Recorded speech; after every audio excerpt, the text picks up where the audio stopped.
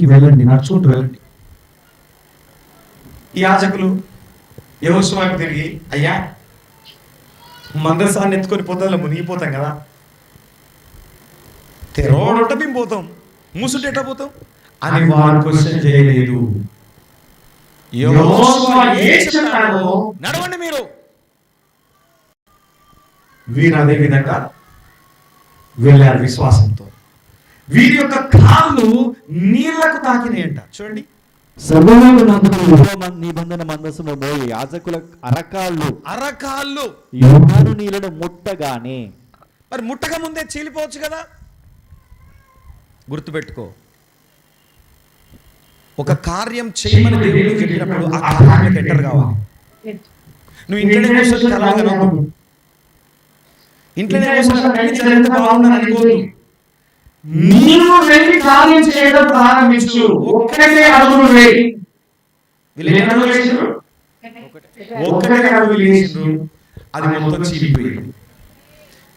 ఏదైనా దేవుడు మనకు అసాధ్యమైనవి చేయమని చెప్పినప్పుడు మన బలము, మన శక్తి, మన జ్ఞానానికి మించిన పరిస్థితులలో కార్యాలు దేవుడు చేయాలని మనం ఆపేక్షించినప్పుడు ఒక్క అడుగు వేయాలి. మిగతా అడుగులను దేవుడు వేస్తాడు. మనమే ఇంట్లోనే కూర్చొని ఆ ఒక్క అడుగు కూడా వేయకుండా మొత్తం దేవుడే చేయాలని కూర్చుంటాము.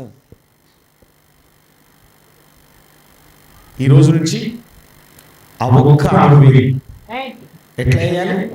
విశ్వాసంతోనే. విశ్వాసంతో ఎవరైతే నడుస్తావో వారికి ద్వారాలు పడతాయి, వారికి అద్భుతాలు దేవుడు చేయడం ప్రారంభిస్తాడు. యేసుప్రభు శిష్యులందరూ కూడా, యేసుప్రభు శిష్యులందరినీ పిలిచి మీరేమి కావాలండి అంటున్నాడు.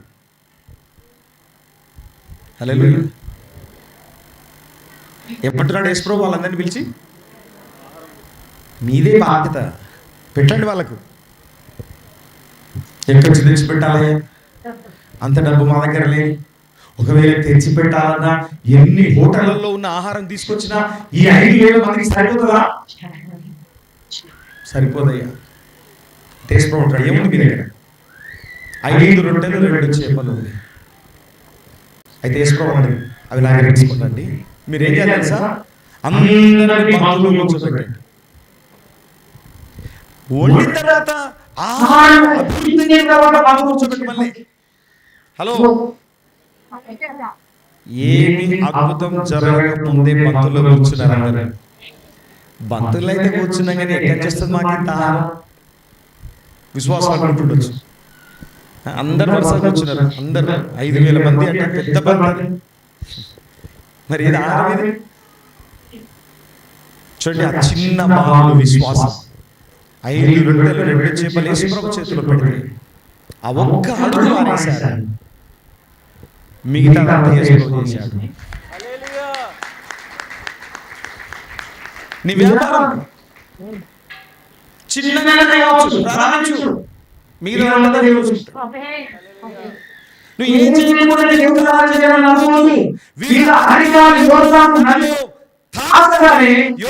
రూపాయలుగా విడిపోయింది.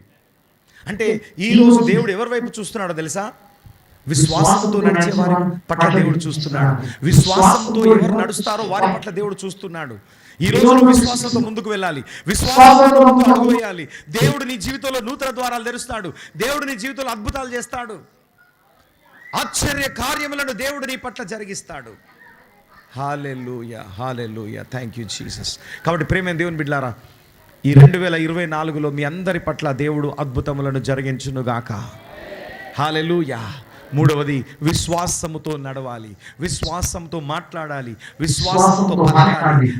ఏలియా దేవుడు ఎక్కడున్నాడు అని ఆ దుప్పటిని పట్టుకొని ఎలీషా కొట్టినప్పుడు ఎలీషా కూడా 2 పాయలైంది. ఏలియాకు 2 పాయలైంది, ఎలీషా కూడా 2 పాయలైపోయింది. చాలాసార్లు ఏమనుకుంటారో తెలుసా? అబ్రహ్మన్న ప్రార్థన చేస్తే నేను బాగైతా, ఏలియా ప్రార్థన చేస్తే బాగైనరు, ఎలీషా ప్రార్థన చేస్తే కూడా బాగైనరు. అబ్రహ్మన్న ప్రార్థన చేస్తే బాగైతారు. చెప్పండి చెప్పండి, గట్టిగా చెప్పండి, గట్టిగా చెప్పండి, గట్టిగా చెప్పండి. నేను ప్రార్థన చేసినా బాగైతారు. హల్లెలూయా. అందరు లేచి నిలబడదాం. అందరు లేచి నిలబడాలి.